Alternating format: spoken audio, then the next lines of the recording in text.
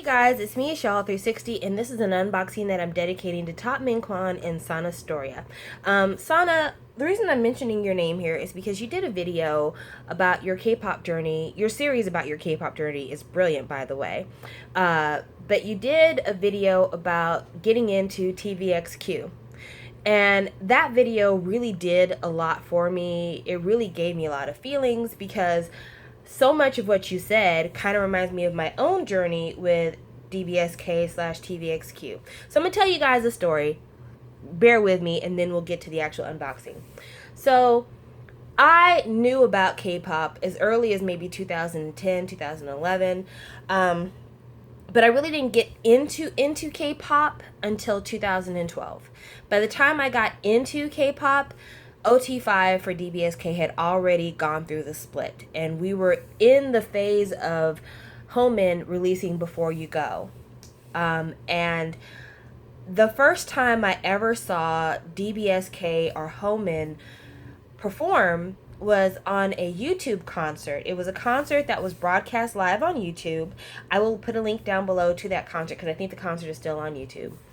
And I was reading the comment section, and people were being super vicious about the fact that the songs that Homin were performing were OT5 songs. So they performed Neurotic, and I think they might have performed Purple Line. I cannot remember for sure, don't quote me on this.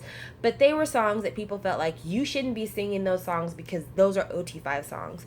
And it was very intimidating. Very, very intimidating. Around the same time, JYJ was trying to launch their American Western careers. I don't know. I just remember that dreadful song with Kanye West. And so there was there were fandom wars, and there was a lot of unrest resolving around that group, and I was just kind of like, you know what? I don't think I'm prepared to dive into that right now. So I left it alone. And then as time went on, I kept finding myself seeing Homin, seeing JYJ. As I got into K-dramas, definitely Yuchin was very present on my mind, and I was like, okay, they're in my space. I need to find out about them because I can't really avoid them. So I started going back and listening to music, watching videos, even though a lot of the videos for OT5 were taken down by SM, but I started watching the reposts and things like that, and I really gained an appreciation for the group. To the point that, you know, I wouldn't consider myself necessarily a fan, but I get excited when I hear that Saya's got a new album out because I know whatever he's going to give me, it's going to be quality. I get excited to hear that Homan's got a project coming out because I know if I look at their videos, I'm going to be treated to world-class dancing, and I'm going to be treated to Changmin's voice. So I have a lot of things to look forward to with them, and it's because I was able to go back later on when the pressure was kind of off and really get to know them myself. And for a long time, I was afraid to tell people how little I knew about DBSK TVXQ. Number one, because I had some friends, Top Min Kwan, who were really, really into the group, and I was embarrassed by like how little I felt like I knew about them. But also, Cassie's are, at one time, Guinness Book of World Records said they were the biggest fan group in the world. So you have the biggest fan group in the world, and for you to be able to open your mouth and be like, oh, I don't really know that much about them. Nobody wants to be buried under the amount of links and recommendations and what do you mean you don't know this and all that other drama that comes with that. So, you know, it was just easier to keep my mouth shut. But that's part of why Sana's video really touched me, because she kind of vocalized her insecurities with getting to know the group. She vocalized that, you know, the old stuff doesn't really appeal to her, the new stuff does. She talked about, you know, trying to get to know them through finally a song piquing her interest rather than her hearing the name and be like, okay, I need to go out immediately and just start listening to everything that has to do with them. And how that kind of piqued her personal curiosity and got her to look at them at her own speed. And that's something that I think every new fan really could take to heart. There's a lot of artists in the history of K-pop, and not even just like second and third generation. There's first generation K-pop, you know, and all of it, if you're a brand new fan, can be very intimidating to the point that you almost don't want to hear about the old groups because you just feel like it's just too much information overload, can't have, don't want. But I'm doing this video, number one, to let Sana know I totally get where you're coming from, but number two, to encourage new fans to find ways to find K-pop in your own space. Like, you don't have to listen to SHINee because I told you to listen to SHINee. If you happen to watch a video and a song stands out to you, go listen to that song. And if you like that song when you've heard the completed song rather than just a snippet, go listen to the album. See if there's anything else you like. Do you like that album? Go listen to another album, maybe their most recent stuff. See if you like where they're headed musically. But don't feel this pressure to become this expert on everything related to K-pop, because it's really not realistic and it's going to burn you out. So if I had any advice for new people, like, definitely listen to every single thing SHINee's ever done. That's me being silly, but definitely pace yourself. If I could pick any starting point, one of the starting points that Sana really listed that I loved was she said that she loves countdown videos, like best of 2014, best of 2015. I feel like those are excellent places to start. Definitely any of these, like, top 15 K-pop boy bands, top 15 girl bands, top 15 songs of 2012, 2013.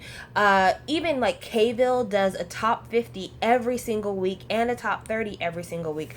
Those are amazing resources for you to get to know music and maybe to find your new all-time fave. But definitely, find a way that makes your investigation into older groups organic, because at the end of the day, I feel like it's going to mean more to you. And then you'll be able to say that kind of you got to know them in a personal way. And now you have those same feelings that maybe those longtime fans have. Maybe not as strong. Maybe you're not going to be the next Aggie Brown. But at least you can say, I really like this, or this song really means that to me, or, I really found myself very excited about this, that, and the other. And now you have a personal link. And that, whether you're like a really deep, diehard tooth and nail fan, or if you're just a casual fan who's willing to spend a little bit of money on a digital single or whatever else, that to me means much more than somebody who kind of forces themselves to try to know a group just so that they won't feel intimidated to talk to fans, and fans of groups, when new people ask us about groups, please don't do the info dump on them. Like, I can't say this enough, but when somebody asks you, like, hey, I like group such and such, can you give me some information about them? Don't give them the 20-page curriculum short notes. Give them a link. Give them 3 links, but just don't overwhelm them, because it can be a lot. Because they might be interested in that group that you like, and they might want a lot of information. But we don't know that just yet. They might just be curious. And if they want more, they'll ask you for more. But if you put too much on them right away, they might think, wow, this group's fans are crazy. I feel too much pressure. I'm going to back off. And now I dislike that group because their fans are crazy. And that really sucks, because there's a lot of groups whose fans drive other people away. BTS. Armies really do drive fans away, and I'm not saying that as a negative about BTS, because I love BTS, but my gosh, is there a video on YouTube that doesn't have an ARMY avatar in the comment section? Like, anything over 500,000 views, are there any? It's just, and it's a lot. It's a lot. So definitely, please don't put this pressure on these new fans, because they don't deserve it. And we want them to embrace this and make it to where it's not our fandom that they're embracing. They're embracing their fandom, if that makes any sense. All right. On to this unboxing 9 minutes later. So this is the outside of the box. You guys know how I feel about boxes. Boxes are not my favorite. It's just, when you're paying for shipping, every little bit of space and weight counts. And this to me is just sometimes a waste of space. Don't get me wrong. This is gorgeous. This is really gorgeous, but it can sometimes be a waste of space. So here's that. Then when you open up the box, you have the content that's inside, the 2 photo books and the photo card, but you have the CD here. The CD is very cute. I like it. Again, wasted space. You know, you could definitely do more with that room. And then you have the photo books here. This is the photo card. This is the front. It's him lounging on silk sheets with what looks to be a flood happening in his room because he's getting them girls wet. And then the back is blank. Then you have two photo books. One is like the photo book you can share with your friends, your mom. The other photo book I would share with nobody because it is scandalous, especially one particular picture, which I'm going to show you. So inside of here, you have these kind of more normal photos. Like I said, it's definitely the one that you can share with friends. There's a little bit of skin in here, not going to lie. There's just a tiny, tiny bit of skin. See, a little skin there, and then a little skin here, but not much. There's nothing that, you know, you could be embarrassed about. Then you have the 19 plus photo book, and right off the bat, red light special. Woohoo! And then inside it gets better, but this particular picture, I don't know if the swirls were done like this on purpose, but what are you trying to tell me? What are you trying to tell me, Junsu? But yeah, this is not the one that you want your mom to be over your shoulder when you're looking at it. It's a little scandalous. I don't agree to this one being the one that goes down. Now let me talk to you about the music, because I didn't even show you that inside of the box is where the track list is. It's in the lid of the box. So there, can you see it? Can you see it? There you go. Songs on here. Favorite songs, Sweet Melody, number 4 and number 10 for sentimental old school reasons. But I also like number 12, Tonight. I think that's a really great song. Least favorite song on this entire album, definitely Rock the World. It's so many different styles merged into one. I can never quite catch it. And it's so different than the remainder of the album that I have a hard time getting into it. And that's one of the things about this album, like, kind of like with being intimidated with DVSK's Legacy, the single for this album, the MV, the sound of the single, if I had thought that the rest of the album sounded like the single, I would have never bought this. And as it stands, I waited to buy it until it went on sale on kmall24.com. I got it on like a mega deal for maybe $8 or $9.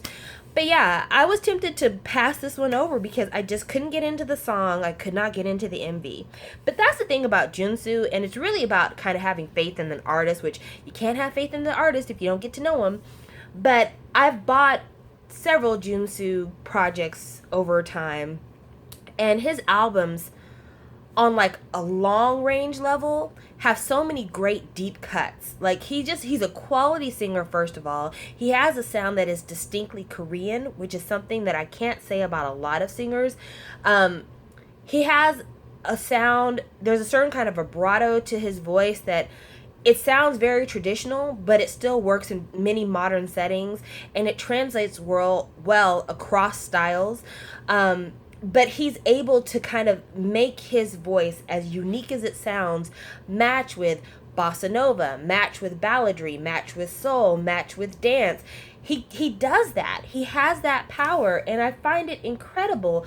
And it's one of the reasons why I keep buying his albums. Because, you know, personally, there are a few groups that I am like, wait and let me see it, and then I'll buy it. But then I have other people that I'm like, oh, an album's coming out, I'm going to get it when it comes out because I know I'm going to love it. And I'm very proud of him for being that way. And I'm proud of him for doing so many styles because, number one, he's exposing his fans to all these different styles. But number two, he's constantly exploring himself. He's constantly challenging himself to do better, to try more. And he's building a legacy for himself that's going to allow him to have a career long after all this K-pop boy band stuff is over. Because, you know, he's grown. You know, he'll be going to the military soon. So, you know, his career as like the guy that the teenagers like, that shit's probably gone. But with him releasing albums that have so much depth and so much range, he is a guy who in 20 years could stand on a stage with just a spotlight and a microphone, and people are going to fill those seats to listen to him because he's got that voice and he's got that talent. So I'm very impressed. This might actually be one of my favorite Junsu albums, like no joke.